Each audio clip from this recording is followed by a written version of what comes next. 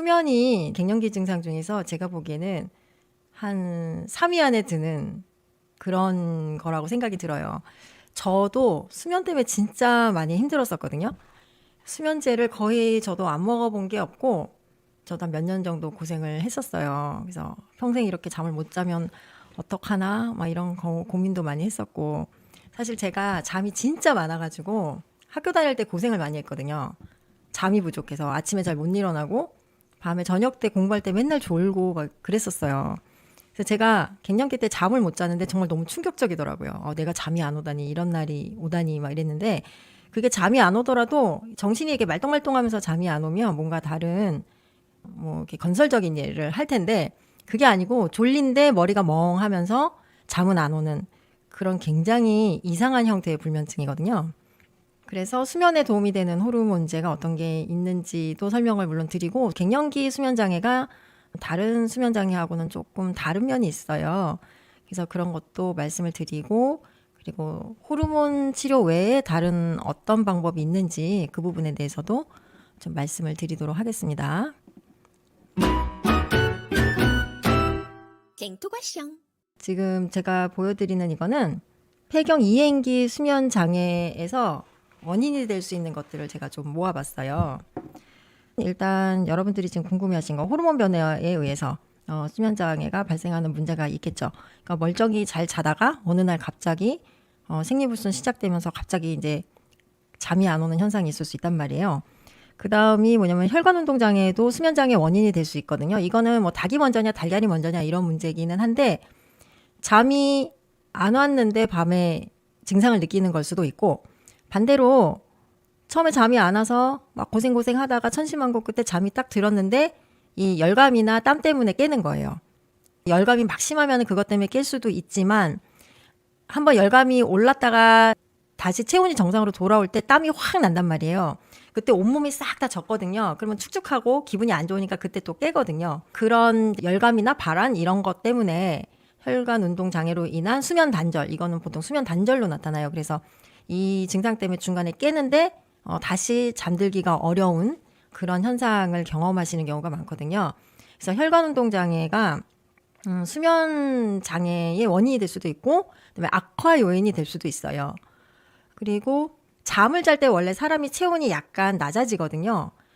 갱년기 때 많은 분들이 이제 경험하다시피 갑자기 체온이 확 올라가잖아요. 막 열감을 느끼고 덥잖아요. 그러면은 자연스럽게 사람이 잠에서 깰 수밖에 없거든요. 그래서 이것만 해결해 드려도 좋아지시는 분들이 많아요. 그러니까 만약에 내가 다른 문제는 없는데 혈관 운동 장애 때문에 자꾸 중간에 깨는 게 문제다, 이런 경우에는 안면홍조나 열감이나 발한, 특히 야간 발한 이런 것만 해결해 드려도 잠을 푹 잤다, 이렇게 말씀하시는 경우도 많이 있습니다.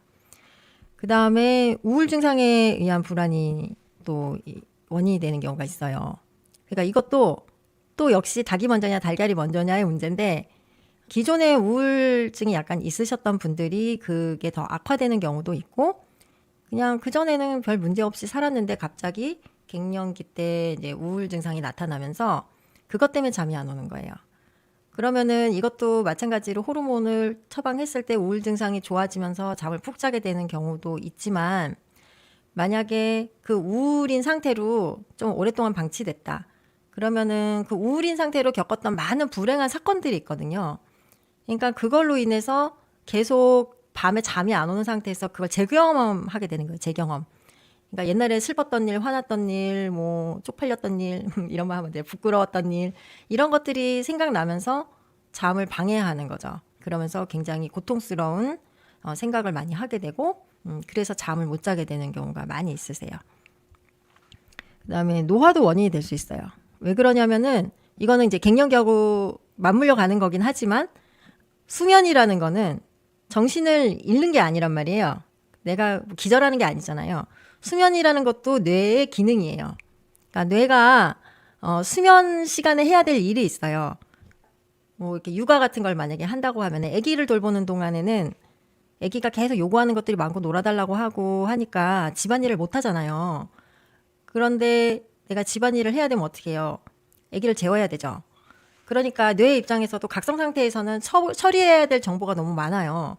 그러니까 오감을 통해서 쏟아져 들어오는 많은 정보들을 한꺼번에 다 처리하면서 이것저것 다른 일을 할 수가 없기 때문에 오감을 차단하고 정말 그 생명 유지에 필요한 기능만 딱 남겨놓은 다음에 낮에 들어왔던 정보를 여기저기 적당한 위치에 다시 잘 저장하기도 하고 뭐 내적 서식을 청소를 한다든지 이런 수면 때 해야 될 일이 있단 말이에요. 그러니까는 뇌는 수면 시간에 쉬는 게 아니거든요. 그러니까 그 일을 해야 되는데 그 수면에 들어가는 것도 어떤 능동적인 뇌의 기능이란 말이에요. 그런 기능도 이제 떨어지는 거죠. 그러니까 옛날처럼 깊이 잠을 자지 못하고 얕은 잠을 자고 중간에 깨고 잠들기가 어렵고 이런 것도 뇌의 어떤 노화를 통해서 예전 같지 않은 우리가 근력이 예전 같지 않고 피부가 예전 같지 않은 것처럼 잠을 자는 그 기능도 예전 같지가 않은 거예요. 그래서 노화도 원인이 될 수 있고 그다음에 만성질환도 원인이 될 수 있죠. 예를 들어서 내가 요통이 있다 아니면 뭐 목 디스크가 있다 이러면은 통증 때문에 잠을 자기가 어렵잖아요. 예를 들어서 만성 기침이 있다던가 이런 만성 질환들로 인해서 수면에 방해가 될 수 있겠죠. 그다음에 원발성 수면 장애는 어떤 거냐면은 왜 무호흡성 수면 장애 있잖아요. 코골이 때문에 그런 수면 장애도 있고 하지불안 증후군이라고 해서 다리를 자꾸 움직이게 되는 다리가 가만히 있질 못하고 막 계속 자면서 움직이게 되고 그것 때문에 잠이 깨고 이런 이제 원발성 수면 장애가 있는데 사실 이거는 진단만 되면은 치료하는 방법이 있잖아요. 근데 이것 때문에 그 뭐 다원 수면 검사나 이런 걸 많이 하고 그런 센터들이 많이 있는데 의외로 갱년기 여성분들 중에서 이런 원발성 수면 장애로 인해서 수면 장애 있으신 분들은 사실 잘 없어요. 그러니까 대부분은 그렇게 딱히 이거다라는 수면 장애 원인을 알기는 어려운 경우가 많아요. 그다음에 이제 사회 경제적 요인이나 직업적 요인이 있겠죠. 쉽게 얘기하면 예를 들어서 최근에 뭐 사업이 망했다. 이러면 경제적으로 굉장히 어렵잖아요. 이런 경우에 당연히 잠이 안 오겠죠. 그다음에 직업적 요인으로 말할 것 같으면 뭐 야근을 많이 하는 직업이라던가 그러면은 이 일주기 리듬이 깨질 테니까 수면 장애가 올 거잖아요. 그래서 이런 요인들도 있을 수 있고 그다음에 그래서 제가 요거 직업적 요인 그다음에 심리사회적 요인도 있을 수 있어요. 그래서 요거는 가족과의 관계가 달라지고 그다음에 뭐 직장이나 이런 데 있어서 내가 좀 스트레스를 예전에 비해서 받을 수 있다든지 이런 요인들이 있고 이런 다양한 요인들이 복합적으로 만들어낸 게 결국 폐경 이행기의 수면 장애이기 때문에 사실은 수면 장애는 호르몬 치료만 딱 해서 드라마틱하게 좋아지는 경우는 사실 많지 않아요. 그래서 굉장히 다각적으로 접근을 해야 돼요. 그래서 오늘 물론 호르몬에 대해서 제가 말씀은 드리겠지만 이거를 내가 약만 가지고 치료하겠다 이런 생각은 조금 내려놓으시라 이렇게 일단 말씀을 드리고 싶습니다. 쟁토과셩. 일단 심리사회적 요인에 대해서 말씀을 드릴게요. 일단 가족 역할의 변화가 있죠. 나이가 들면 자녀들이 성장해요. 그래서 사춘기 자녀와의 갈등이 생기죠. 그래, 나는 지금 모성을 잃어가는 과정에 있고 이 아이는 이제 한 인간 개체로서 독립해가는 과정에 있으니까 그것이 서로 충돌하는 거예요. 그래서 여기서 오는 갈등이 있을 거고 그 다음에 이제 부모님들이 점점 나이가 드시고 편찮으신 데가 있고 한단 말이에요. 그러면 노부모를 봉양하는 데 있어서 뭐 경제적인 문제도 발생할 수 있을 것이고 병원비라든지 봉양을 해야 되니까 뭐 모시고 살던 아니면 요양병원에 모시던 간에 내가 그만큼 시간과 노력이 들어간단 말이에요. 그래서 여기서 오는 스트레스, 정신적 스트레스도 있고 신체적 스트레스도 있겠죠. 피곤하잖아요. 쉽게 얘기하면 내가 뭐 직장을 다니고 집안일을 하면서 또 부모님을 모셔야 되고 간호를 해야 되고 이런 거에 대한 스트레스가 있단 말이에요. 그 다음에 배우자와의 관계도 많이 변해요. 옛날처럼 처음에 만났을 때는 이제 눈에 콩깍지가 씌어서 막 좋아할 때니까 그때는 그때의 애정 관계가 있고 그 다음에 아이가 어릴 때는 이게 육아 공동체잖아요. 그러니까 그거로 인한 어떤 동지적 관계가 있단 말이에요. 아이들이 다 크고 뭐 각자 이렇게 바쁘다 보면은 점점 배우자와의 접점이 없어질 수도 있고 그다음에 생각보다 외도나 이런 부분들이 빈번하게 일어나기 때문에 배우자와의 갈등 문제도 갱년기 때 같이 겹쳐 있는 경우가 굉장히 많아요. 그다음에 중요한 사람의 상실. 요즘 저 같은 경우에는 이제 뭐 부친상 모친상 이런 게 많이 온단 말이에요. 부고가. 그러니까 나이가 듦에 따라서 경조사도 계속 바뀌어요. 그러니까 젊을 때는 누가 결혼한다. 그 다음에는 누구 애기 돌잔치다. 이러다가 요즘 이제 오는 거는 부친상, 모친상 이런 게 오고 이제 조금 더 지나면 제 친구들의 자식들이 이제 결혼을 하기 시작하겠죠. 이런 식으로 이제 경조사가 바뀌는데 이런 중요한 사람의 상실이 굉장히 스트레스가 되는데 이게 갱년기 때 많이 겹쳐요. 내가 어머니하고의 관계가 굉장히 돈독했다. 이런 상황에서 만약에 뭐 부모님이 돌아가신다면은 굉장히 그 상실감이 크겠죠. 그러니까 그런 문제가 있고 그다음에 직장을 다니시는 분들 같은 경우에는 직장에서 내 위치가 이제 변하고 있어요. 그러니까 승진을 계속 하는데 은퇴할 나이는 다가오고 보통은 이제 직장들이 계속된 승진이 안 되면은 중간에 나가야 한다든지 뭐 그런 문제가 있는 직장들이 많잖아요. 그러면 밑에서는 치고 올라오고 승진은 굉장히 어려운 경우가 많고 이러면은 이런 직장에서의 스트레스가 굉장히 많은 시기란 말이에요. 가족의 안에서도 마찬가지예요. 그러니까 예전에 비해서 나의 역할이 바뀔 수 있어요. 뭐 아이들이 갑자기 멀리 떠나서 독립을 한다든지 이렇게 가정 내에서의 내 역할도 바뀔 수 있거든요. 그 다음에 건강 문제가 생각보다 이 심리적인 요인에 많이 작용을 하게 되는데 예전 같지 않다. 이런 게 굉장히 사람을 위축시키게 돼요.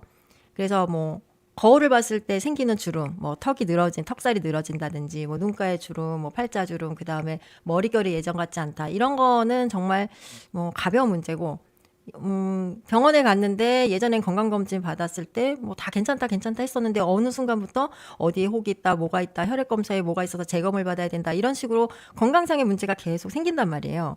당연히 이제 갱년기가 되면은 40대부터 시작되는 거니까 이제 차도 30년 쓰면 거의 폐차잖아요. 사실 차 같은 경우는. 근데 그래도 사람 몸이 정말 놀라운 게 우리가 거의 지금 수명이 90세 육박하고 있잖아요. 그러니까 정말 사실은 대단한 거죠. 근데 이렇게 우리가 40년 이상 이 몸을 썼단 말이에요. 그러니까 이제 한 군데 두 군데씩 고장이 나기 시작해요. 그러니까 여기서 오는 또 상실감이 대단한 거예요. 아, 이제 내가 늙었구나. 이제 내가 예전 같지 않구나. 나 더 이상 젊지 않구나. 이런 데서 오는 상실감이 굉장히 큰 거예요. 그 다음에 은퇴와 노화에 대한 걱정, 이게 다 비슷한 문제겠죠? 예, 그래서 이런 심리사회적인 요인들이 굉장히 사람을 위축시키고 여기서 오는 불안감이나 우울감 같은 것들이 결국은 수면장애로 갈 수 있는 어떤 밑바탕이 되는 것입니다. 그 다음에 직장 스트레스도 이제 사회심리적 요인 중에 하나겠지만 직장 스트레스가 상당히 큰데요. 저희 환자분들 중에서는 이 시기에 휴식을 하고 싶어 하시는 분들이 굉장히 많으세요. 그러니까 예전에랑 같은 강도의 스트레스를 받았는데 그게 감당이 안 되는 거예요. 그래서 예전에 제가 이제 제 유튜브 영상에서 그 감정의 쓰레기통 말씀을 드린 적이 있는데요. 우리가 살다가 스트레스를 받았거나 속상한 일이 있을 때 그것을 제대로 직시하지 않고 그냥 이렇게 묻어버린 감정의 쓰레기통이 있어요. 누구한테나 다 있을 거예요. 그러니까 어느 정도는 우리가 참고 살잖아요. 뭐 속상한 거를 다 표현하고 다 말하고 살다가는 불화가 끊이지 않을 거 아니에요. 그러니까 그 감정의 쓰레기통에다가 우리가 몇십 년 동안 차곡차곡 쌓아왔던 그 과거에 힘들었던 일들이 있어요. 근데 갱년기가 되고 나면 그 감정의 쓰레기통이 작아져요, 갑자기. 그러니까 예전에 그 담아놨던 그런 이제 기억들이 갑자기 불쑥불쑥 나타나는 거예요, 내 앞에. 그러면서 괴로워지는 거죠. 화가 나거나 슬퍼지거나 우울해지거나. 그런데 이거를 어디 가서 분출하기가 어려워요. 왜냐하면 이미 10년, 15년 전 일이란 말이에요. 근데 상대방은 다 까먹고 지금 여태 행복하게 잘 살았어요. 아무 문제 없이. 근데 내가 갑자기 그 얘기를 불쑥 꺼낼 수가 없잖아요. 그러니까 혼자 이제 끙끙끙 가슴앓이를 하는 거예요. 근데 그렇게 하다 보면 이제 새로운 문제가 생기죠. 감정의 쓰레기통이 작아졌기 때문에 예전에는 괜찮았던 행동이 거슬리기 시작하거든요. 그러면은 어떤 새로운 에피소드가 생겼으면은 그것만 가지고 내가 얘기를 하는 게 아니라 과거의 일이랑 다 연결되는 거예요. 순식간에. 여자들은 그런 능력이 있어요. 그러니까 다 연결되면서 엄청난 대화 드라마가 되는 거죠. 내 입장에서는. 하지만 상대방 입장에서는 굉장히 뜬금없는 거예요. 여태 잘 살다가 왜 갑자기 저러지? 오늘 좀 사람이 이상해졌다. 이렇게 되는 거예요. 근데 그게 직장에서도 이런 현상이 일어나요. 그래서 직장에서의 스트레스가 사실은 계속 있었던 스트레스인데 어느 순간 갑자기 견딜 수 없게 돼버리는 거예요. 그래서 직장 상사가 약간 좀 개팍한 분이었다. 잘 맞추고 살았는데 어느 순간부터 정말 견디기 어렵게 돼버린 거죠. 근데 직장 상사는 그동안 그래도 괜찮았었기 때문에 계속 자기는 그렇게 하겠죠. 그러니까 그런 문제가 있는 거예요. 그래서 상사와의 관계가 이제 갑자기 이제 견딜 수 없어지는 경우가 있어요. 그 다음에 이제 근무 형태는 연구해 보면은 불규칙하게 일하시는 보다는 일의 시작 시간과 끝 시간이 딱 정확하신 분들이 스트레스를 덜 받으신대요. 그건 당연하겠죠. 뭐 걸핏하면 뭐 야근해야 된다. 걸핏하면 뭐 휴일에 나와서 일해야 된다.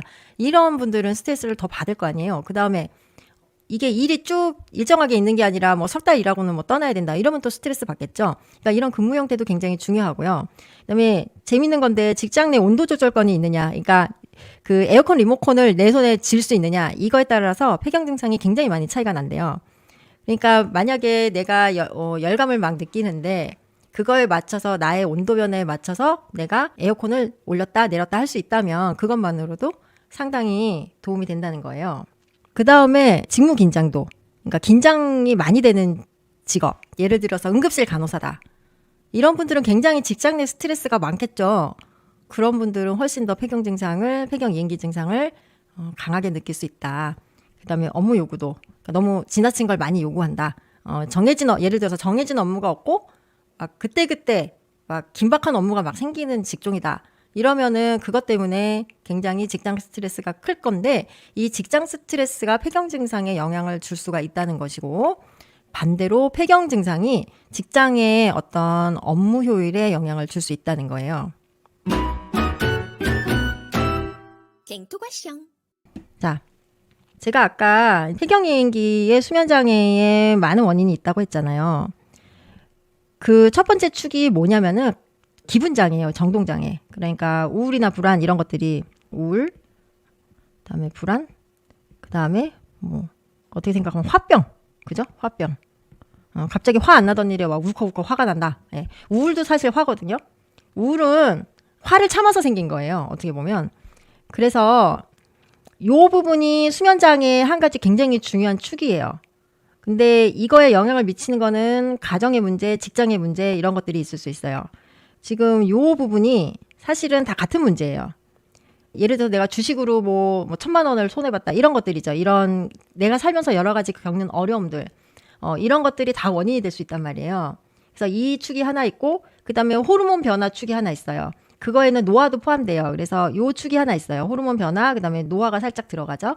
그다음에 원발성 수면 장애는 여기서는 오늘 우리는 다루지 않을 거예요. 이거는 그냥 완전히 다른 문제이기 때문에 그래서 이거는 수면다원 검사를 해서 진단을 받아야 되고 이거는 완전히 수면장애 쪽으로 빠지는 거예요. 그래서 이거는 우리 폐경 이행기하고는 크게 상관은 없어요.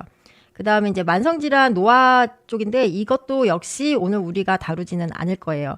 제가 아까 우울증을 일으킬 수 있는 여러 가지 심리사회적 요인에 대해서 말씀을 드렸고 그 다음에 이제 호르몬 얘기를 하려는 거예요. 폐경 이행기 때 이렇게 호르몬이 막 들쑥날쑥 하단 말이에요. 폐경 이행기 증상의 본질은 뭐냐면 몸이 일정하지 않다는 거예요. 몸이 일정하지 않다. 우리 몸은 항상 일정하려는 성질이 있어요. 그래서 변화를 싫어해요.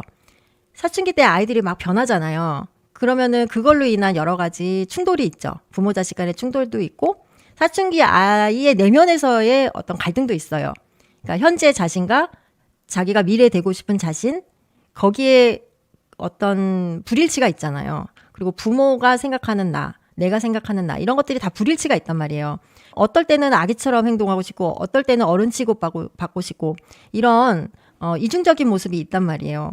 그러니까 그게 우리 폐경 이행기에도 똑같이 나타나요. 그래서 모든 폐경 이행기 증상은 결국은 일정하지 않은 데서 오는 스트레스가 몸으로 나타난다. 이게 가장 중요한 요인이거든요. 그러니까 수면도 마찬가지예요. 항상 일정한 패턴으로 몇 시에는 졸렸고 몇 시에는 깼고 이런 일정한 패턴이 있었는데 그게 깨진 거예요. 그러니까 일주기 리듬이 망가진 게 이행기의 수면장애의 근본적인 원인이거든요. 이런 문제들이 폐경 이행기를 경험하기 전에도 느낄 때가 있어요. 그게 언제냐면은 제가 보여드리는 이 그래프는 이제 여성의 월경 주기를 보여드리는 거거든요. 자, 이제 월경이 시작되면은 에스트로겐이 쭉 올라가요. 에스트로겐이. 이게 에스트로겐이에요. 에스트로겐이 이때 왜 올라가죠? 배란이 되려고 올라가는 거예요. 이렇게 쭉 올라갔다가 이제 배란이 일어나면 에스트로겐이 쭉 떨어져요. 그런 다음에 배란이 일어나면 그 다음에 어떤 일이 발생해요? 황체 호르몬이 생기죠? 황체 호르몬은 임신을 준비하는 호르몬이잖아요. 여기 파란색 황체 호르몬. 황체 호르몬이 쭉 올라가죠.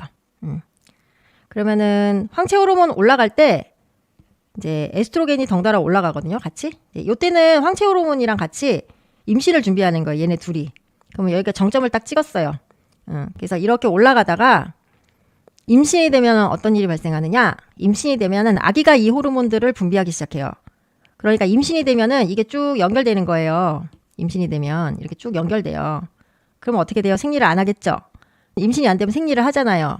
그 이유는 뭐냐? 임신이 안 되면 이제 가차없이 이게 떨어지는 거예요. 가차없이. 쭉 떨어져요. 그래서 이 말기 황체기 요 한 5일 정도 요때 호르몬이 쭉 떨어진단 말이에요. 이때 예민하신 분들은 그 월경전 증후군을 경험해요. 그러니까 이때 잠이 안 오거나 갑자기 신경이 날카로워지고 신경질이 많아지고 이런 걸 경험하신단 말이에요. 그러니까 이것도 역시 호르몬이 떨어지면서 일시적으로 생기는 현상이에요. 근데 이게 지금 매달 원래 감기 때는 매달 있잖아요. 그러니까 월경 주기가 30일이신 분들은 30일마다 월경 주기가 뭐 40일이신 분들은 40일마다 이렇게 있는 건데 이게 이제 흩어지면서 이 오르락 내리락 하는 게 이제 엉망진창이 되는 거죠. 지 올라가고 싶을 때 올라가고 떨어지고 싶을 때 떨어지고 이러니까 사람을 호르몬이 들었다 놨다 하는 거예요. 우리 몸에 원래 자동 시스템이 있어요. 그걸 우리가 자율신경계라고 하잖아요. 자율신경계.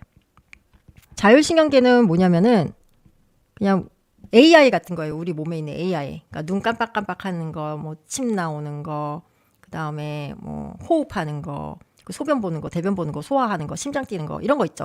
나는 이제부터 심장을 분당 50회 뛸 때 다 이렇게 하는 거 아니잖아요. 그러니까 그냥 알아서 조절하잖아요. 긴장하면은 자기가 혼자 막 빨리 뛰고 이완돼 있을 때는 천천히 뛰고 이렇게 자동으로 돌아가는 건데 이게 잘 안 되는 거예요.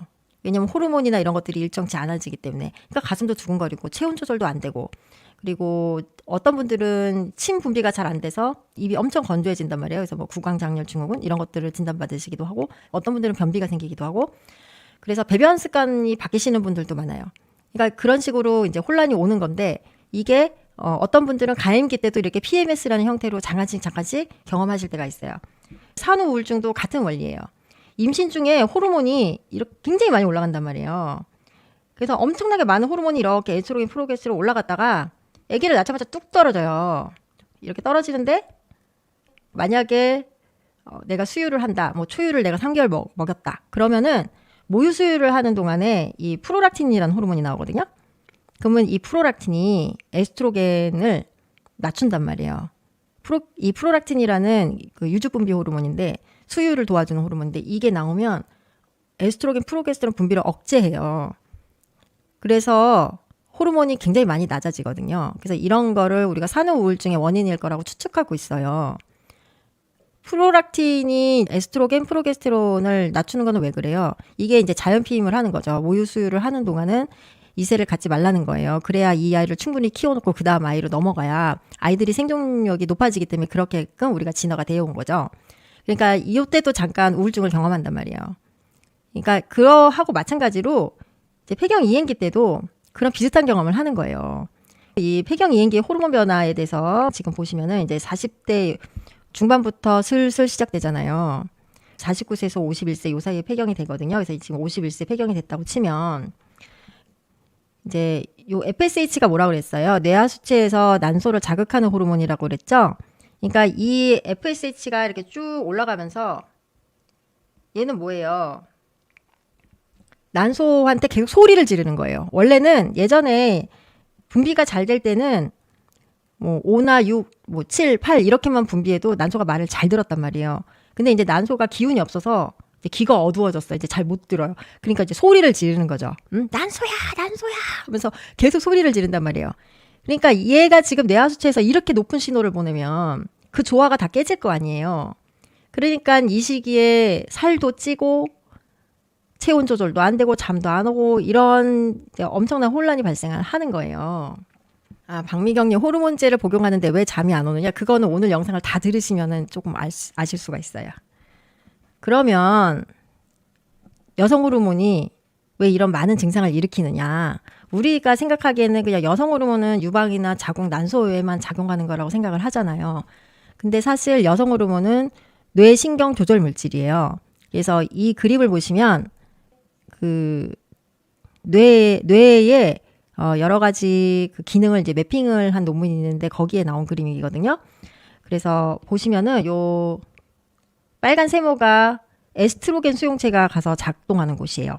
그리고 이 파란 동그라미는 프로게스테론 수용체가 가서 작동하는 곳이에요. 그럼 보면은 어때요? 굉장히 많죠. 응? 그래서 여기를 전두엽이라고 하거든요. 여기를 전두엽이라고 하는데 전두엽에 가서도 작동하고 그 다음에 시상하부, 편도체, 해마 이 부분을 이제 우리가 합쳐서 변연계라고 부르거든요. 그래서 이 변연계에서도 작동을 하고 그 다음에 손해나 중내, 간내 요 밑에도 작동을 하잖아요. 그 다음에 시상이라는 게 있어요. 여기서도 작동하죠. 그러니까 이런 다양한 곳에 가서 에스트로겐이 작용을 해요. 그러니까 여기서 계속 얘들이 깽판을 치는 거예요. 근데 이 현상이 평생 가느냐? 사실 그렇지 않아요. 왜냐하면 없으면 또 없는 대로 적응을 한단 말이에요, 이 뇌가. 근데 이행기 때 힘든 게 무엇이냐? 에스트로겐 프로게스테론이라는 직원이 있었어요. 일 잘하는 직원이. 응? 9시에 출근해서 6시에 퇴근하는 일 잘하는 직원이 있었는데 어느 날 얘가 출근을 안 하는 거예요. 그러면 얘가 하는 일이 있잖아, 원래. 근데 일이 빵꾸가 나겠죠? 그러니까 여기저기 문제가 발생한단 말이에요. 그러면 아예 얘가 그냥 사표를 내고 퇴사를 해버리면 남아있는 직원이 어떻게든 한단 말이에요. 서로 업무 분장을 해서. 뇌는 변화하는 과소성이 있기 때문에 자기가 네트워크를 조정할 수가 있어요. 그러면은 또 적응해서 어떻게든 간단 말이에요. 근데 어느 날 또 갑자기 출근을 해서 멀쩡하게 또 일을 해. 그러니까 뇌가 이게 업무 분장이 제대로 안 되는 상태로 직원이 있다, 없다, 있다, 없다 이 상태가 되니까 계속 혼란이 오는 거예요. 그러니까 이 시기를 우리가 지금 겪고 있는 거죠. 그러면은 예를 들어서 어떤 일이 발생하느냐. 대표적으로 우리가 화가 많이 나잖아요. 갱년기 때 엄청 화나잖아요. 그리고 밤에 잠 안 올 때 화나는 일이 자꾸 생각나잖아요. 그게 왜 그러냐면 이 편도체 때문에 그래요. 편도체.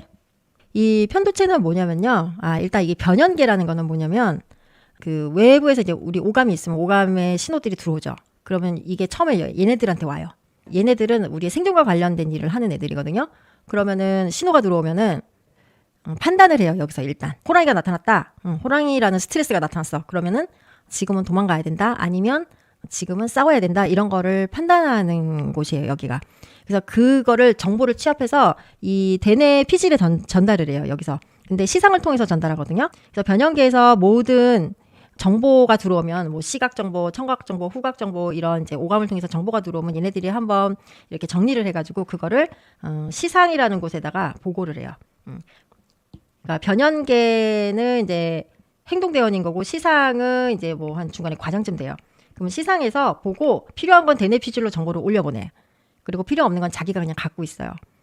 우리가 보고 듣고 한 것 중에 상당 부분이 대뇌 피질까지 보고가 안 돼요. 그러니까 우리가 의식에서 모르는 거예요. 그러니까 최면 같은 걸 하면은 기억하지 못했던 게 막 떠오르잖아요. 그게 그래서 그런 거예요. 평소에는 대뇌 피질에 다 보고하지 않아요. 그러니까 우리가 사장님한테 회사 일이 시시콜콜이 다 보고하지 않잖아요. 그러니까 우리 뇌도 효율을 위해서 그렇게 돼 있어요. 그래서 이 편도체에서는 어떤 자극이 들어오면은 얘는 이거를 죽느냐 사느냐의 문제로 생각해요. 그렇기 때문에 엄청 공격성이 있단 말이에요. 이 편도체는. 평소에는 이 전두엽이라는 곳에서 누르고 있어요. 우리 대뇌 피질의 가장 중요한 역할은 억제하는 거거든요. 그러니까 이성적인 판단을 하게 해주는 거죠. 그런데 이 편도체하고 전두엽 간에 이 네트워크가 에스트로겐이 없으면 약해져요. 왜냐하면 그 고리가 이 시상이라는 곳이기 때문에 이 시상에서 에스트로겐이 제대로 역할을 못하면 이 고리가 약해진단 말이에요. 그러면은 편도체가 날뛰게 되는 거예요. 그래서 감정 처리가 굉장히 원시적으로 바뀌는 거죠. 그러니까 뭐 남편이 속을 썩이거나 자식이 속을 썩이는 것도 호랑이 사자 나타나서 나를 죽이는 것처럼 엄청 위협적으로 느끼는 거예요. 그러니까 이 시기에 공황장애나 이런 걸 느끼시는 분들이 많아요. 갑자기 죽을 것 같은 공포를 느끼고 막 괴로워하고 응급실에 실려가고 이런 분들이 의외로 많거든요. 그러니까 이게 갑자기 편도체가 너무 과하게 활성화가 돼서 그래요. 그러니까 이런 상태에서 잠이 오겠어요? 안 오잖아요. 그러니까 이런 상태로 있기 때문에 잠이 잘 안 오는 거예요. 그래서 제가 예전에 그런 적이 있었어요. 우리 아들이 저한테 좀 대들었는데 제가 그렇게까지 심하게 혼낼 일이 아니었는데 제가 엄청나게 혼을 낸 적이 있었거든요. 막 가방을 집어던지고. 그러니까 그때 제 편도체가 엄청 활성이 돼 있었던 거죠. 그때가 제가 정말 잠도 안 오고 좀 저도 사실 우울증을 살짝 겪었었는데 그런 굉장히 안 좋은 시기에 그런 일이 있었던 거예요. 이 시기에 그런 일이 발생하면 그게 또다시 또 다른 트라우마가 되는 거죠. 그러면 이런 기억이 막 쌓이면은 정말 나중에 걷잡을 수 없이 되는 거죠. 그러니까 이 폐경 이행기 때 만약에 이런 문제 때문에 화가 많이 난다거나 우울증이 너무 심하다 이런 문제가 너무 힘드시다면은 사실은 잠깐 호르몬 치료를 하시는 게 좋아요. 왜냐면 그걸 억지로 참다가 결국 더 나쁜 기억을 만들어서 결국은 이행기 지나면서 이런 것들은 좋아지겠지만 기억은 남기 때문에 그것이 오래 가거든요. 후유증이 오래 가는 거예요. 이런 문제 때문에 잠이 안 와요. 자꾸 화가 나고 우울해지고 짜증이 나고 그리고 이제 교감신경이 항진되고 왜냐면 아까 제가 자율신경이 망가진다고 했는데 우리 자율신경은 두 가지가 있어요. 교감신경이 있고 부교감신경이 있어요. 부교감신경은 우리가 평화로울 때 차분할 때 지배적인 신경이고 교감신경은 우리가 위기에 처해 있을 때 호랑이 사자 나타났을 때 그때 막 활성화되는 거거든요. 그러면 호랑이 사자 나타나서 빨리 도망가야 되잖아요. 그럼 어떻게 해요? 근육이 수축하고 동공이 커지고 그다음에 입이 마르겠죠. 그다음에 막 심장이 두근거리죠. 왜냐하면 심장이 빨리 뛰어서 혈액을 빨리 돌려야지 내가 빨리 도망가거나 싸우거나 할 거 아니에요. 그러니까 이런 교감신경이 항진되는 상황이 된단 말이에요. 그러면 이 상태에서 당연히 잠이 안 오겠죠. 자, 그래서 시상하부라는 게 있어요. 자, 이 시상하부를 보면 여기에 뭐라고 써 있나요? 체온, 수면, 식욕, 에너지 향상성 조절하는 역할을 한다. 그러면 여기에 에스트로겐이 빠졌어요. 그럼 직원이 일을 안 해. 그럼 어떻게 되겠어요? 체온 조절 안 되죠. 수면도 안 되잖아요. 그러면 식욕 막 땡긴다. 에너지 향상성 조절. 이건 뭐예요? 살이 찐다는 거예요. 살이 찐다는 거. 에너지가 항상 일정하게 우리가 항상 이제 일정하게 에너지를 사용하고 일정하게 먹고 이게 유지가 돼야 되는데 그게 잘 안 되고 그 다음에 우리가 에너지를 써야 될 때 에너지를 제대로 못 내면 어떻게 해요? 기운이 없고 피곤하겠죠. 그러니까 이런 문제들이 발생한다는 거예요. 그리고 아까 근막통증 증후군 말씀하셨는데 그게 여기 시상하고 관련이 있어요. 그게 뭐냐면요. 잠이 드는 거, 잠이 깨는 거 이거를 조절하는 역할을 시상에서 하기 때문에 그게 안 되니까 수면장애가 일어나는 게 있고 그다음에 통증지각 조절이라는 게 뭐냐면은 자, 근막통증 증후군의 우리 본질은 뭐냐면요. 근막에서 통증이 오는 거잖아요. 우리 근육에 막이 있어요. 거기서 통증을 지각해요. 다치거나 하면은 감각악수용체들이 그걸 느껴가지고 뇌에 보고를 한단 말이에요. 그걸 느껴야 우리가 위험이 있으면 피할 거 아니에요. 그래서 그 근막에는 그런 감각수용체들이 많이 있어요. 그리고 내가 손을 이렇게 들었을 때 눈을 감아도 내가 이렇게 손을 들면 내가 손을 들었구나 하는 거를 알잖아요. 그거를 고유감각이라고 해요. 그러니까 이런 감각들이 근막에 있는 거예요. 그러니까 굉장히 예민한 곳이겠죠, 근막은. 그런데 근막에서 어떤 자극이 왔을 때 보고를 한단 말이에요. 그러면은 일만큼 아프다고 보고를 했어. 일만큼 아프다고. 그러면 그 보고가 어디로 들어간다고 했죠? 변형계로 들어가잖아요. 그럼 변형계로 들어가요. 들어가서 이게 시상으로 보고가 들어가요. 그러면 시상에서 이거를 통증지각 조절을 하잖아요. 그러니까 일만큼 들어왔으면 일만큼 아프다고 느껴야 되는데 얘가 보고를 대뇌에 10이 아픕니다. 이렇게 보고를 하는 거예요. 그러니까 그게 근막통증 증후군의 원인일 수가 있는 거예요. 그러니까 실제로는 아픈 데가 없는데 아프다고 보고를 하는 거죠. 그러니까 이게 다 조화가 안 맞아서 생기는 현상인 거죠. 근데 근막통증 증후군은 의외로 운동을 하면서 좋아질 수가 있어요. 근육을 움직이고 근막을 계속 트레이닝을 시키면서 그러니까 조율을 하는 거예요. 너가 이만큼 느꼈으면 우리 이만큼만 보고 하기로 하자. 이런 합의가 이루어지는 거죠. 운동을 하면서. 그러니까 근막통증 증후군이 생기는 거는 원인이 근감소증후로 인해서 몸에 배열이 깨져서 생기는 통증이 있을 수 있고 두 번째는 이러한 시상의 어떤 혼란으로 인해서 통증 지각 조절이 정상적으로 이루어지지 않아서 실제 통증보다 더 강하게 느끼는 게 원인일 수도 있어요. 갱토가시형. 수면을 잘 못하는 원인은 결국은 뇌에 문제가 있는 거다. 우리 뇌에. 원래 호르몬이 와서 일을 해줘야 되는데 얘네들이 갑자기 빠지면서 혼란이 생기고 그것 때문에 뇌가 흥분되고 제대로 제압이 안 되고 교감신경이 항진되고 이런 것들 때문에 잠이 안 오는 게 1차적인 문제가 있는 거예요. 그러면은 이제 그 여성 호르몬 에스트로겐, 프로게스테론이 원인이 될 수 있는 거고 그 다음에 원인이 될 수 있는 게 옥시토신이에요. 그래서 이 옥시토신은 언제 분비가 되죠? 출산할 때 분비가 되죠. 옥시토신은 이제 출산할 때 그 자궁을 수축시켜주는 역할을 하잖아요. 근데 이게 아기가 출산하는 그 순간에 엄청나게 많은 옥시토신이 분비돼요. 그래서 그때 엄마가 모성이 각인이 되는 거예요. 그 순간 아기가 태어났을 때 엄청나게 높은 옥시토신을 경험하면서 굉장히 카타르시스 같은 걸 느끼게 돼요. 근데 이제 유도분만을 하신 분들은 이런 걸 할 수가 없어요. 왜냐면 유도분만할 때 쓰는 물질은 옥시토신처럼 자궁을 수축시키기는 하는데 얘는 뇌 안으로 들어가질 못하기 때문에 그런 역할을 못해요. 근데 어쨌든 옥시토신이 어떤 역할을 하느냐? 옥시토신은 우리 모성하고 좀 관련이 깊단 말이에요. 그러니까 아이를 돌볼 때 이게 많이 나와요. 그러면 우리가 아이를 키울 때 어때요? 이 아이를 나보다 더 사랑하잖아요. 내 몸보다 더 사랑하죠. 이 아이를 위해서 내가 죽을 수도 있다고 생각하잖아요. 그다음에 옥시토신이 또 언제 나오냐면 사랑에 빠졌을 때 나오잖아요. 사랑에 빠지면 어때요? 죽음도 불사하죠. 로미오와 줄리엣처럼 내가 상대방을 위해서 죽을 수도 있다고 생각하잖아요. 그게 그 옥시토신 때문이에요. 그러면 동물이라는 거는 굉장히 이기적이란 말이에요. 자기밖에 모르는 존재예요. 원래는 그렇게 설계가 되어 있어요. 그렇지만은 우리가 영원히 사는 존재가 아니기 때문에 내 DNA를 남기려면 후세를 낳아서 생존을 시켜야 되겠죠. 그러니까 그러려면은 이 아이를 내 몸처럼 내 몸 이상으로 사랑해야 한단 말이에요. 거기에 관련하는 게 옥시토신이에요. 그럼 옥시토신이 많으면 이 아이하고 나하고 그냥 같은 나로 보는 거예요. 나의 범위가 확장되는 거예요. 그러니까 저 아이도 사실은 나인 거죠.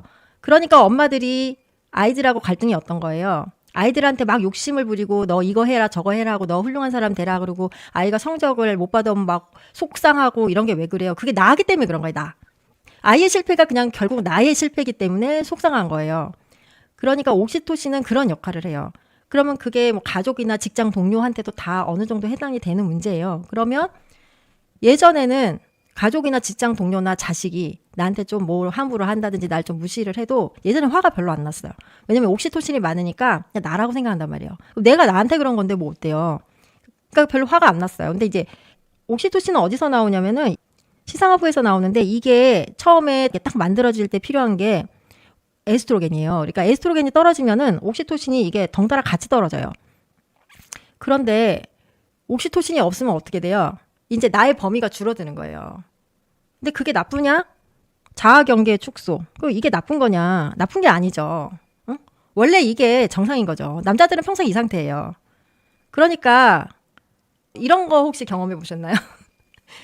만약에 가족이 아프다. 그럼 난 어떻게 해요? 엄청 헌신적으로 간호를 하죠.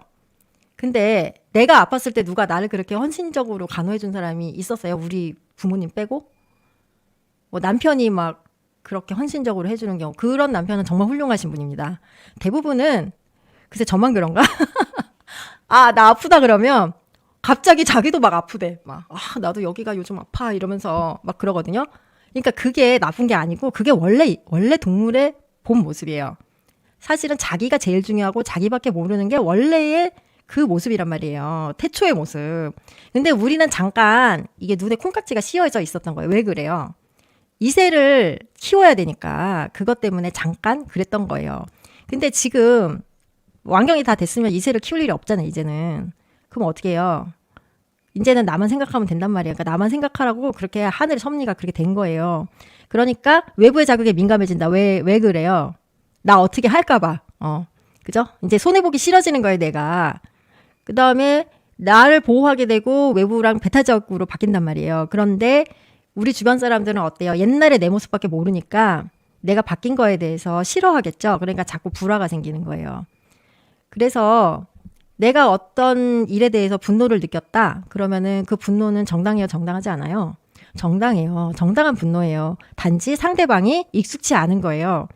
그런데 사실 나도 익숙지 않죠. 나도 기억이 있잖아요. 나는 예전에 괜찮았었단 말이에요. 근데 갑자기 나 화가 나요. 그럼 나도 사실 내가 낯설어요. 그러니까 곧 자책을 하게 돼요. 아, 내가 왜 이러지? 아, 좀 참을 걸. 내가 왜 그랬을까? 하면서 나를 자책하게 돼요.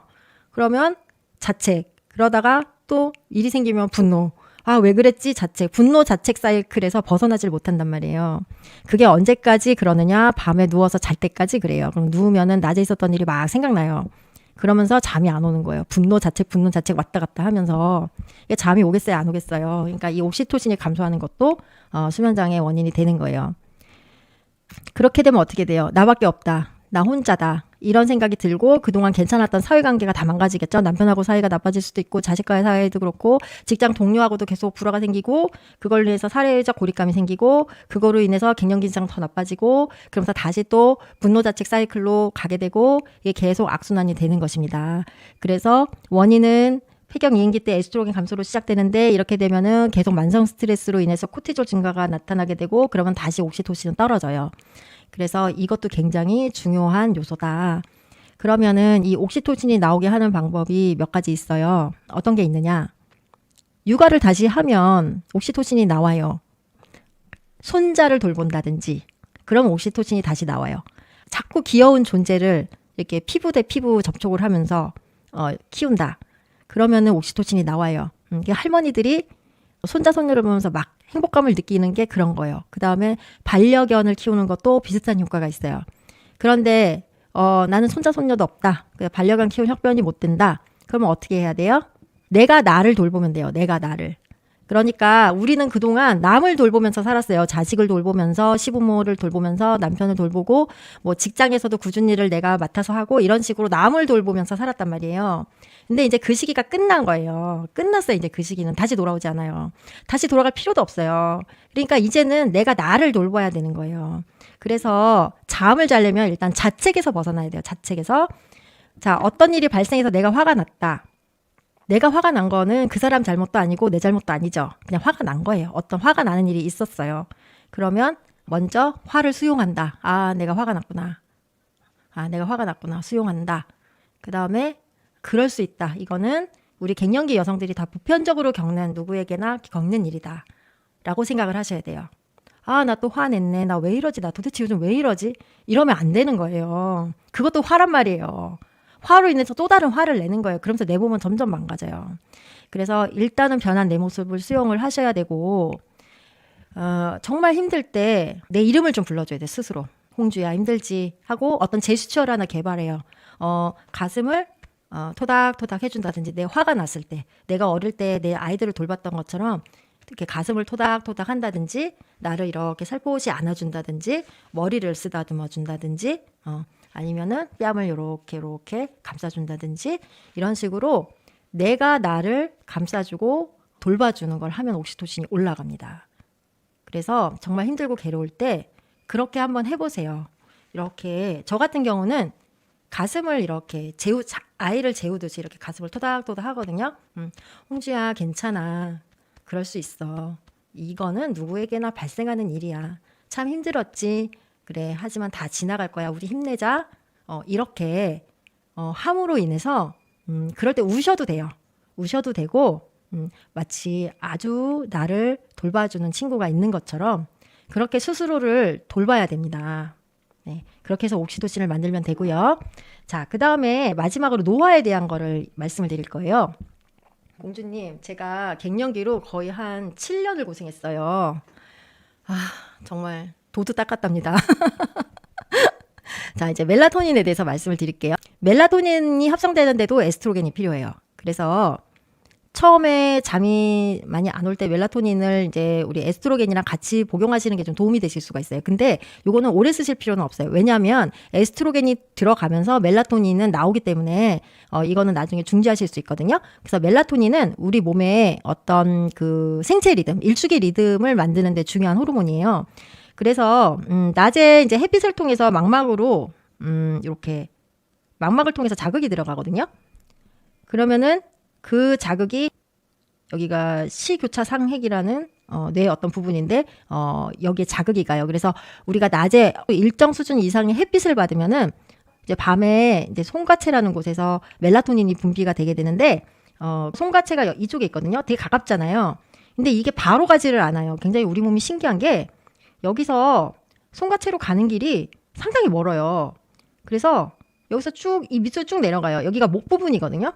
여기에 뭐가 있냐면 교감신경절이 있어요. 교감신경. 여기 목 척추 옆에서 교감신경이 나오거든요. 이 교감신경을 통해서 이쪽으로 신호가 들어가는 거예요. 그러니까 목에 통증이 심하다. 이런 분들은 교감신경이 막 항진될 거 아니에요. 그럼 잠이 잘 안 오겠죠. 그러니까 통증 있으면 잠이 잘 안 와요. 그 다음에 내가 속상한 일이 있다. 막 분하고 억울한 일이 있다. 그럼 교감신경이 막 항진된단 말이에요. 그리고 아무 일도 없어도 에스트로겐이 부족하면 교감신경이 항진돼요. 왜냐면 몸이 일정하고 싶은 성질이 있는데 일정하지 못하면 뇌는 그건 비상 상태란 말이에요. 그럼 교감신경이 막 항진돼요. 그러면 여기서 송가체로 가는 자극을 차단해요. 그러니까 이런 상태에서는 멜라토닌이 분비가 안 되는 거예요. 그래서 이 일주기 리듬이 망가져요. 그러면은 우리가 갱년기 때 일시적으로 그럴 수 있거든요. 그러니까 그럴 때는 그냥 에스트로겐 먹고 좀 하면은 그것도 좋아지거든요. 근데 이제 노화랑 맞물려서 가는 거는 어떤 문제가 있냐면 우리가 50대 초반에 잠깐 엄청나게 힘든 수면 장애가 있었다. 이런 거는 멜라토닌이 크게 효과가 없을 수 있는데 나중에 뭐 60대, 70대, 80대 돼서는 멜라토닌을 보충하는 게 효과가 있을 수가 있어요. 왜 그러냐면은 이걸 보시면은 자, 이게 아침 8시고 그러면은 아침에는 안 나오잖아요. 계속 안 나오잖아요. 이 멜라토닌이. 그래서 저녁 10시부터 이제 들썩들썩 한단 말이에요, 얘가. 그래서 쭉 올라가서 언제 피크예요? 새벽 2시에 피크죠? 응? 새벽 2시에 피크였다가 쭉 내려와서 6시에 깬단 말이에요. 그러면은 이게 우리의 일주기 리듬인 거예요. 우리의 생체 리듬. 그러니까 이거가 있어야 되죠. 우리 갱년기 때 에스트로겐이 안 나오면 이 리듬이 일단 깨지는 거죠. 갱년기 때는 이제 50에서 60세도 아니고 30에서 50세 요 사이니까 하여튼 우리가 요게 어디라고 봐야 되죠. 요게 어디에 있었던 거예요. 근데 이제 요 리듬이 깨지는 거죠. 근데 요건 호르몬 치료하면 좋아져요. 그러니까 그때는 멜라토닌 치료를 할 필요가 없어요. 근데 더 나이가 들면 어떻게 돼요? 점점점 줄어들잖아요. 그러면 우리가 60대, 70대 이렇게 계속 나이가 들면 어떻게 돼요? 응? 점점점 멜라토닌이 안 나오죠? 그러면은 깊은 잠을 못 자는 거예요. 그리고 중간에 수면 단절이 일어나고. 그래서 어른들이 잠기가 밝고 새벽에 일찍 일어나시는 이유가 이 멜라토닌 분비가 떨어지기 때문인 거예요. 그래서 어르신들은 멜라토닌 드시면은 수면의 질이 높아져요. 그래서 저희 친정아버지도 제가 멜라토닌 계속 처방해 드리고 있거든요. 그래서 이제 멜라토닌은 아마 궁금하실 건데 식물성 멜라토닌이라고 많이 팔잖아요.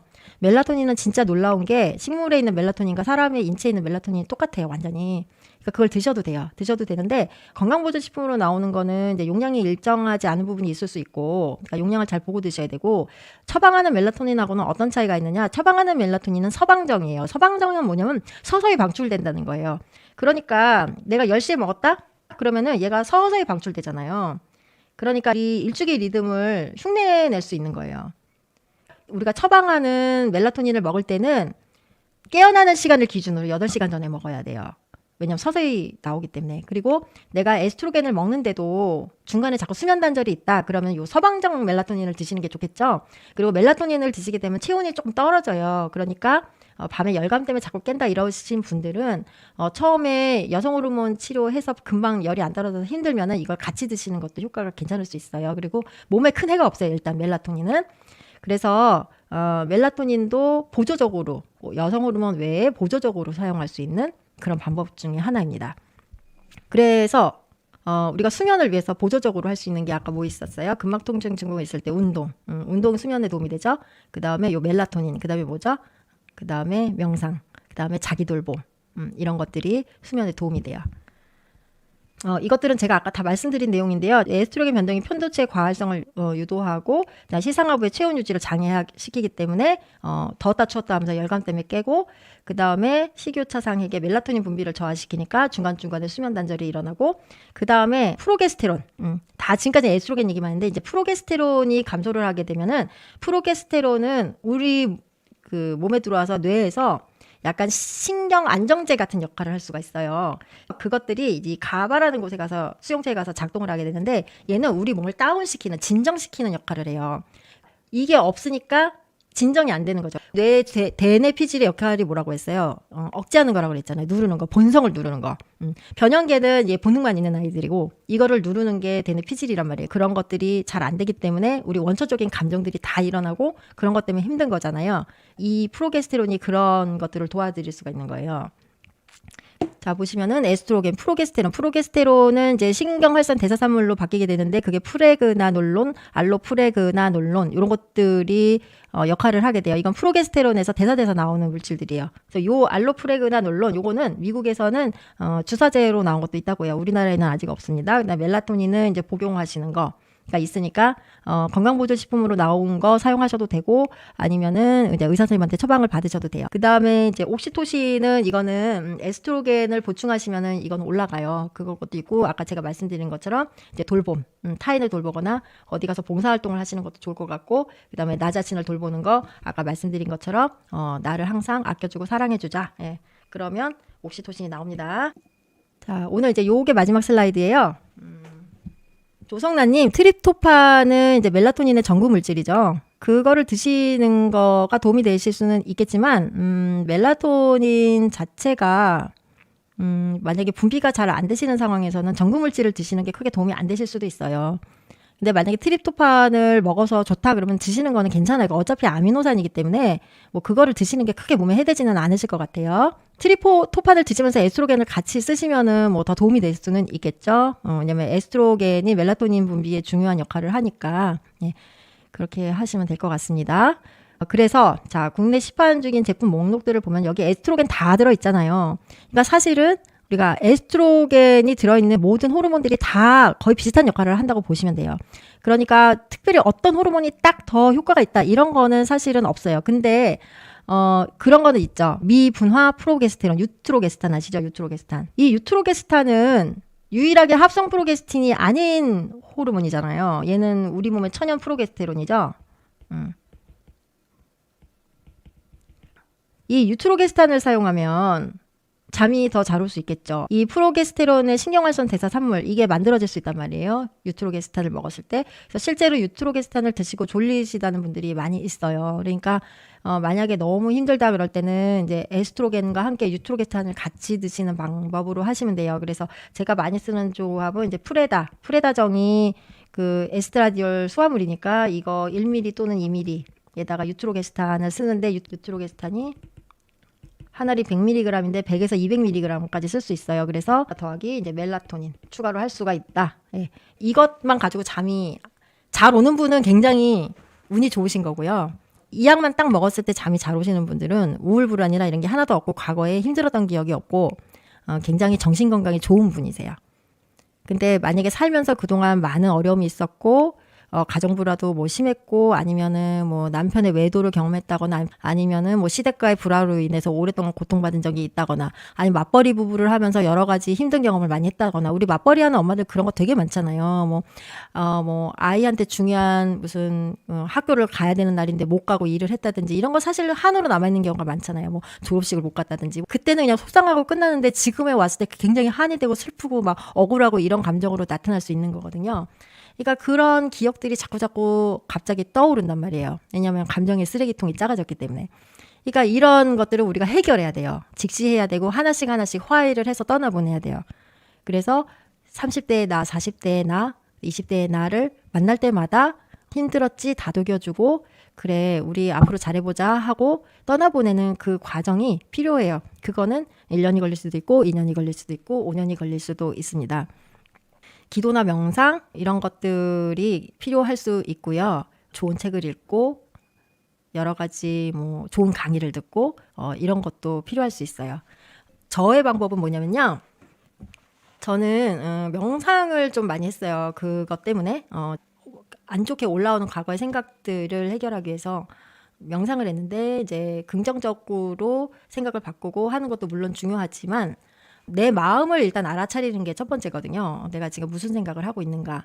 내가 어떤 생각을 하고 있는지를 알아차리지 못하면 그냥 감정에 휩쓸려서 계속 떠내려가게 돼요. 여기저기 파도가 치는 대로 이리 갔다 저리 갔다 여기 가서 부딪히고. 그래서 내가 지금 어떤 생각을 하고 있고 나에게 어떤 고뇌가 있고 이거를 알아차리시는 게 일단 먼저라서 마음 챙김을 하셔야 되는데요. 그거는 이제 제가 전공하는 분야는 아니기 때문에 여기서 자세히 말씀드리지는 않겠지만 마음 챙김을 하는 가장 빠른 방법은 뭐냐면은 나는 지금부터 아무 생각도 안 할 테야 라고 결심하는 거예요. 잠이 안 올 때 누워서 나는 이제부터 아무 생각도 안 할 테야. 나는 숨만 쉬겠어 라고 생각하는 거예요. 그러면 갑자기 엄청나게 많은 생각이 떠오르기 시작합니다. 갑자기. 뇌라는 거는 잠시도 1분 1초도 쉬지 않아요. 심지어 우리가 자고 있을 때도 뇌는 일을 하고 있어요. 그렇기 때문에 생각보다 우리가 생각하는 것보다 훨씬 많은 생각이 하루 종일 이 뇌에서 들어왔다 나갔다 하고 있거든요. 그걸 대부분 알아차리지 못하고 있어요. 내가 지금 겪는 고통, 감정의 실마리는 내가 지금 하고 있는 생각에 있거든요. 그러니까 내가 지금 어떤 생각을 하는지, 어떤 생각이 나를 고통스럽게 하는지 이거를 알아야 돼요. 알아야 문제를 해결하니까. 그래서 그냥 호흡을 하면서 생각이 떠오르는 거를 이렇게 알아차리는 거. 이거를 하시는 게 일단 수면이 돌아오는데 굉장히 중요하고요. 그 자체만으로도 굉장히 뇌가 휴식이 되고 거의 잠을 잔 것과 비슷한 효과를 보실 수가 있어요. 그렇게 함으로써 교감신경의 톤을 낮출 수가 있고요. 처음에 하실 때는 안 좋은 기억이 너무 많이 떠올라서 힘드실 수도 있어요. 근데 그럴 때는 너무 무리해서 하지 마시고 전문가를 찾아가서 좀 상담을 해보시는 게 좋습니다. 그런 마음 챙김이 중요하다. 내가 어떤 생각을 하고 있는지. 그리고 두 번째는 변화된 내 모습을 받아들여야 된다. 나를 사랑해주고 아껴주고 나를 돌봐주고 나의 마음을 챙기고 그다음 나의 몸과 마음을 돌봐주고 예, 그렇게 하시면서 호르몬 치료를 하신다면 언젠가 꿀잠을 잘 수 있는 날이 오실 거라고 생각을 합니다. 예. 네, 그래서 제가 오늘 이제 준비한 내용은 여기까지예요. 그리고 여러분들 또 제가 한 가지 마지막으로 하나만 이제 잔소리를 드리자면 자야겠다라는 생각을 버리셔야 돼요. 잠을 못 자도 괜찮아라고 생각하셔야 돼요. 우리가 앞으로 몇십 년을 더 살 거잖아요. 요 몇 년 동안 잠깐 잠을 못 잔다고 해서 치매가 되지 않습니다. 그렇기 때문에 그런 걱정을 많이 하세요. 내가 이렇게 잠을 못 자다가 치매가 되면 어떡하지? 그리고 그 갱년기 때 깜빡깜빡 하잖아요. 그거는 우리가 치매가 와서 그런 게 아니에요. 갑자기 모든 게 변했기 때문에 뇌 입장에서는 할 일이 많아요. 얘는 놀랬거든요. 뭔가 상황이 바뀌었다고 생각하기 때문에 오감을 다 끌어들여요.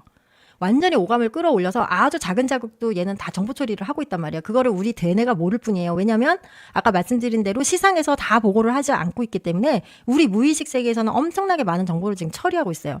그렇기 때문에 갑자기 어떤 거에 이름을 떠올리려고 할 때 떠오르지 않는 거예요. 왜냐하면 지금 무의식은 엄청나게 일을 하고 있기 때문에 의식에서 그때 그 탤런트 이름 뭐였지라고 했을 때 왠지 바빠요. 뭔가 하고 있단 말이에요. 그러니까 빨리빨리 떠오르지 않는 거예요. 그러니까 그거는 뇌의 집중력이나 이런 것들이 떨어져서 일시적인 현상이지 그게 치매의 전조 증상은 절대 아니기 때문에 잠을 못 잤다고 해서 내가 치매가 되면 어떡하나 하는 걱정을 하실 필요는 없을 것 같아요. 그러니까 그냥 모든 거를 조금 열어두시고 우리가 지금까지 너무 열심히 살아왔잖아요. 그러니까 그래 잠을 못 자도 괜찮아 이렇게 생각하시고 그 잠 안 오는 시간을 나를 돌아보는 시간, 나를 알아가는 시간 그리고 나를 위로하고 보듬어주는 시간으로 활용을 하시면은 정말 언젠가 꿀잠을 잘 날이 오실 거라고 생각을 합니다. 갱토과셩